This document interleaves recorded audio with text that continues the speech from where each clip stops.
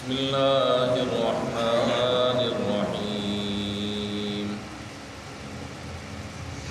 الف لام میم ذالک الکتاب لا ریب فیہ ھدی للمتقین۔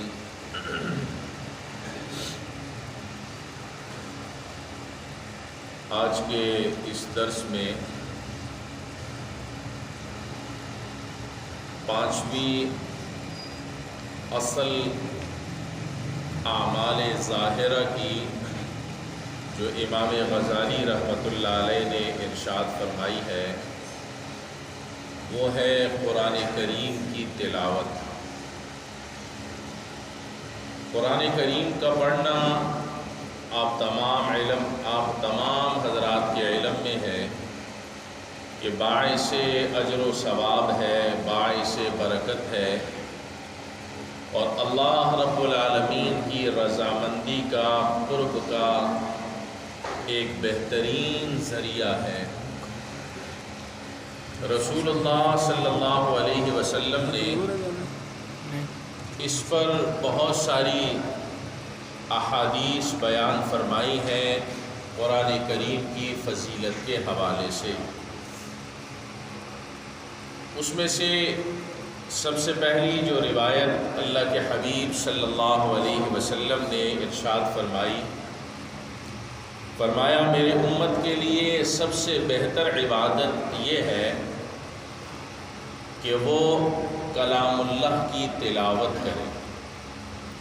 میری امت کے لیے سب سے بہترین عبادت یہ ہے کہ وہ اللہ کی کلام کی تلاوت کرے، اور ساتھ ہی ایک حدیث قدسی میں بھی یہ روایت ہے، اللہ جل مجدہ ارشاد فرماتے ہیں کہ جو بندہ قرآن کریم کی تلاوت میں مشغول رہتا ہے اور اس کو اللہ سے مانگنے کا وقت نہیں ملتا، تو اللہ جل مجدہ ارشاد فرماتے ہیں کہ میں ایسے شخص کو ان لوگوں کے مقابلے میں زیادہ عطا کرتا ہوں جو لوگ مجھ سے مانگتے رہتے ہیں۔ چونکہ اس کو قرآن کریم میں مشغولیت کی وجہ سے اللہ رب العالمین سے مانگنے کے لیے فرصت نہیں ملتی۔ جب فرصت نہیں ملتی تو اللہ جل مجدہ ارشاد فرماتے ہیں میں پھر اس شخص کو ان لوگوں کے مقابلے میں زیادہ دیتا ہوں کہ جو لوگ مجھ سے مانگتے رہتے ہیں۔ اس حدیث میں یہ بات بالکل واضح ہے اور ظاہر ہے کہ قرآن کریم کے اندر جو مشغول رہتے ہیں اس میں پڑھنے والے ہیں، پڑھانے والے ہیں، اور قرآن کریم سے متعلق جتنے بھی علوم ہیں اس میں وہ مصروف رہتے ہیں، مگن رہتے ہیں، اور ان کو علیحدہ سے اللہ رب العالمین سے مانگنے کے لیے وقت نہیں ملتا، تو ایسے لوگوں کے لیے خود اللہ جل مجدہ کی طرف سے بشارت ہے کہ ان کو چونکہ میرے سے مانگنے کا وقت نہیں ملتا، میں ان لوگوں کو دوسرے لوگوں کے مقابلے میں زیادہ عطا کروں گا۔ چنانچہ قرآن کریم جب انسان پڑھتا ہے تو آپ نے سنا ہوگا، حدیث میں آیا ہے کہ ایک ایک حرف پر اللہ جل مجدہ اس کو 10 نیکیاں عطا فرماتے ہیں۔ ایک ایک حرف پر اللہ جل مجدہ اس کو 10 نیکیاں عطا فرماتے ہیں۔ اب قرآن کریم میں بھی پڑھتا ہوں، آپ بھی پڑھتے ہیں، ہم سب پڑھتے ہیں، آیا اس قرآن کریم کے پڑھنے کے کچھ آداب بھی ہیں یا ہم اسی طریقے سے پڑھنا شروع کر دیں؟ اصل میں اس وقت قرآن کریم کے آداب سے متعلق چند ایک آداب کا تذکرہ کرنا مقصود ہے۔ تو قرآن کریم ہو، دیگر کتابیں ہوں، آیا ان سب کے پڑھنے میں کوئی فرق ہے یا نہیں ہے؟ ہم نے قرآن کریم کی طرف دیکھنا ہے۔ ظاہر ہے کہ وہ اللہ کی ایک عظیم کتاب ہے، اللہ کی مقدس کتاب ہے، اور ظاہر ہے کہ جو جتنی مقدس کتاب ہوتی ہے، عظیم کتاب ہوتی ہے، اس کی عزت، احترام، اس کا اکرام اس کی طرح ہی کرنا پڑتا ہے، اور کتاب اللہ سے بڑھ کر کوئی اور کتاب نہیں ہے۔ لہذا جب وہ مقدس کتاب ہے تو لامحالہ اس کے پڑھنے کے بھی کچھ آداب ہونے چاہیے۔ چنانچہ ان آداب کو امام غزالی رحمۃ اللہ علیہ نے بیان فرمایا ہے۔ فرمایا کہ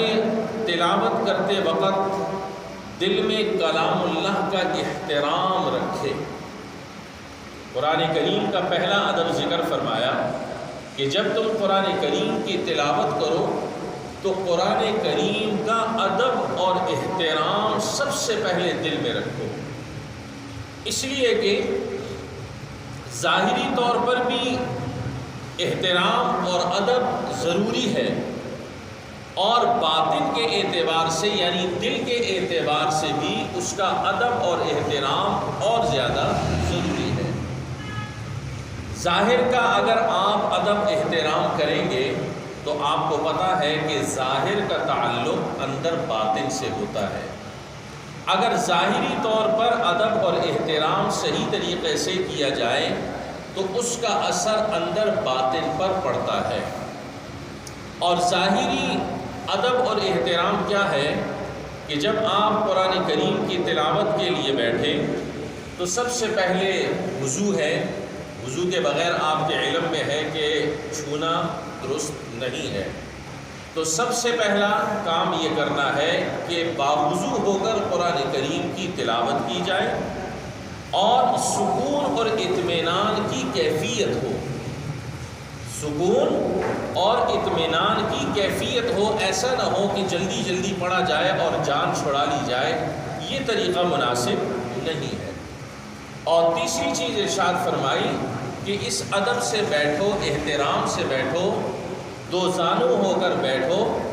جتنا زیادہ ادب اور احترام ہوگا اتنا ہی زیادہ اس کی برکات تمہیں نصیب ہوں۔ تو بیٹھنے کے حوالے سے بھی دو زانو ہو کر بیٹھے، اس سے ادب ملحوظ خاطر ہوگا۔ جب ادب ملحوظ خاطر ہوگا تو اس کی برکات تمہیں اور زیادہ نصیب ہوں گی۔ اور ساتھ ہی فرمایا کہ قرآن کریم کو جب تم پڑھو تو آہستہ آہستہ ٹھہر ٹھہر کر پڑھو، زیادہ تیز پڑھنے کی اور بہت زیادہ پڑھنے کی ضرورت نہیں ہے۔ ہم سمجھتے ہیں کہ ہم زیادہ سے زیادہ پڑھیں، لیکن پڑھیں جیسے مرضی، ایسا نہیں، بلکہ تھوڑا پڑھیں لیکن آہستہ پڑھیں، ستھرا پڑھیں، مخارج کو صحیح طریقے سے ادا کریں، حروف کو، الفاظ کو صحیح طریقے سے ادا کریں۔ اسی وجہ سے حضرت ابن عباس رضی اللہ عنہ فرماتے ہیں کہ میں انا انزلنا، سورہ قدر اور سورہ قارعہ، جو چھوٹی چھوٹی صورتیں ہیں، ان کو میں سوچ کر تلاوت کروں، یہ مجھے اس چیز سے زیادہ بہتر ہے کہ میں سورہ بقرہ اور سورہ آل عمران فر پڑھنا شروع کروں۔ مجھے اس سے یہ بات زیادہ بہتر لگتی ہے اور افضل سمجھتا ہوں کہ سورہ قدر انا انزلناہ فی لیلۃ القدر مختصر سی صورت ہے، اور اسی طریقے سے سورہ قارعہ القارعۃ القارعہ، جو اکثر آپ نمازوں میں بھی ائمہ حضرات سے سنتے رہتے ہیں۔ تو فرمایا یہ مختصر سی صورتیں ہیں، یہ مجھے ٹھہر ٹھہر کر تسلی کے ساتھ پڑھنا زیادہ افضل معلوم ہوتا ہے، اور میں سمجھتا ہوں اس سے کہ میں سورہ بقرہ اور سورہ آل عمران فر پڑھوں، یہ مجھے زیادہ پسندیدہ نہیں ہے۔ اس سے معلوم کیا ہوا حضرت ابن عباس رضی اللہ عنہ کے قول سے کہ ہم اگر قرآن کریم کی تلاوت کریں تو اگرچہ مختصر کریں لیکن صحیح معنی میں کریں، مختصر کریں لیکن صحیح معنی میں کریں، اس کا اجر و ثواب ہے، قرب خداوندی کا ایک بہترین ذریعہ ہے۔ آج کل آپ دیکھتے ہوں گے ہمارے پاس لوگ آتے رہتے ہیں، قرآن کریم چاہیے، پڑھے ہوئے چاہیے، اور ایک دو اگر آدمی بتائے کہ چلیں ایک قرآن کریم پڑھ دیں گے، بچے پڑھتے ہیں اس کا اجر و ثواب مل جائے گا، دعا کر دیں گے، یا دو قرآن کریم پڑھ لیں گے اجر و ثواب ملے گا انشاءاللہ، اس کے لیے دعا کر دیں گے، اس پہ لوگ راضی نہیں ہوتے۔ لوگ کہتے ہیں جب تک کہ ہمیں کوئی 10 20 50 100 200 قرآنوں کا نہ کہا جائے، ان کو تسلی نہیں ہوتی کہ ہمیں 200 قرآن دے دیں، 300 قرآن دے دیں، 50 قرآن دے دیں، پھر وہ بڑے خوش ہو جاتے ہیں۔ اب آپ ذرا سوچئے کہ کون بندہ ایسا ہے کہ 50 قرآن کریم پڑھ کے آپ کو دے، ملت کر دیں، لوگ یہ کہتے ہیں ملت کر دیں۔ اور ہیں ایسے لوگ جہاں لوگ جاتے ہیں وہاں سے 20 قرآن، 50 قرآن، 100 قرآن ملت کرواتے ہیں۔ ہمیں تو یہ بات اور یہ منطق سمجھ نہیں آتی کہ وہ کیسے ملت کرواتے ہیں، کیسے وہ پڑھتے ہیں 100 200 300 قرآن کریم پڑھ کے، اور پھر جہاں محفل ہوتی ہے، اصال صاحب کے لیے دعا ہوتی ہے، اپنی مجالس ہوتی ہیں، اس میں تذکرہ ہوتا ہے کہ ہم نے 50 قرآن کریم پڑھ دیے، ہم نے 20 پڑھے، ایک کہتے ہیں میں نے 100 پڑھے۔ کہاں سے پڑھے بھائی؟ آپ انصاف سے دیکھیے، آپ خود قرآن کریم پڑھنے کے لیے جب بیٹھے تو میرا خیال ہے کہ 1 2 رکوع یا 1 پاؤں سے زیادہ آپ نہیں پڑھ سکتے، بہت ہو گیا تو 1 پارہ پڑھ لیں گے، آدھا پارہ پڑھ لیں گے، تو خود آپ 1 2 رکوع 4 رکوع 1 پارہ نہیں پڑھ سکتے، تو دوسرے آدمی جو آپ کو 50 قرآن 100 دے رہا ہے، وہ کیسے دے رہا ہے؟ آپ نے کبھی اس بات پر غور نہیں کیا۔ تو لوگ اس بات کو سمجھتے نہیں ہیں، لوگ کثرت کو دیکھتے ہیں، زیادہ سے زیادہ قرآن کریم ہمیں ملنے چاہیے، یہ پتہ نہیں ہے کہ اس نے پڑھا کیا ہے اور اس میں سمجھا کیا ہے، اس نے تلفظ کی ادائیگی صحیح کی ہے نہیں کی ہے، مخارج صحیح ادا کیے ہیں یا نہیں کیے ہیں۔ تو حضرت ابن عباس رضی اللہ عنہ اس بات کی طرف توجہ دلاتے ہیں کہ قرآن کریم کے جہاں اور آداب ہیں وہاں پر قرآن کریم کو صحیح تسلی سے اور اطمینان سے پڑھا جائے، مخارج کی صحیح ادائیگی کے ساتھ پڑھا جائے۔ اور مجھے یہ بات پسند ہے کہ میں سورہ قدر اور سورہ قارعہ پڑھوں تسلی کے ساتھ، اطمینان کے ساتھ۔ یہ مجھے اس بات سے زیادہ پسندیدہ ہے کہ میں سورہ بقرہ اور سورہ آل عمران فر پڑھوں، یہ مجھے پسندیدہ نہیں ہے۔ تو معلوم کیا ہوا؟ قرآن کریم کے آداب میں سے باوضو ہو کر، دو زانو ہو کر، اور توجہ کے ساتھ، دل کے ساتھ، قبلہ رخ ہو کر اس کو جب پڑھا جائے گا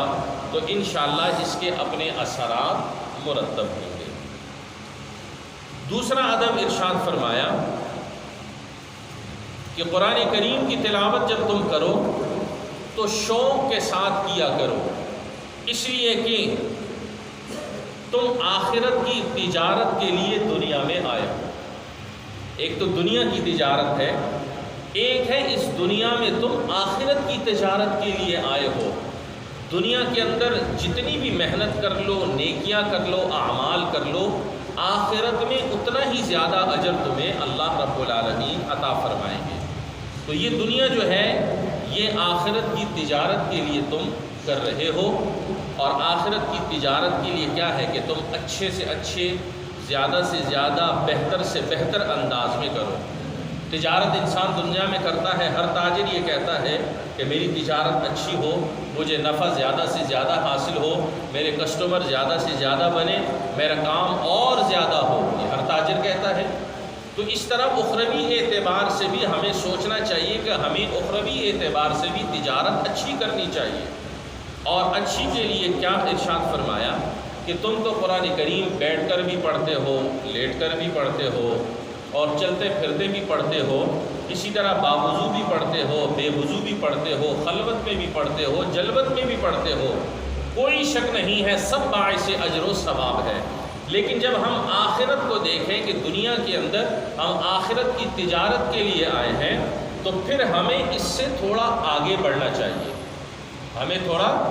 آگے بڑھنا چاہیے۔ اور وہ کیا ارشاد فرمایا؟ حضرت علی رضی اللہ عنہ کا ارشاد ہے، فرمایا کہ جب تم نماز میں کھڑے ہو اور قرآن شریف پڑھو تو ہر حرف کے بدلے میں اللہ تمہیں 100 نیکیاں عطا فرمائے۔ قرآن کریم کو تم جب نماز میں کھڑے ہو کر پڑھو تو تمہیں ہر حرف پر اللہ جل مجدہ 100 نیکیاں عطا فرمائے۔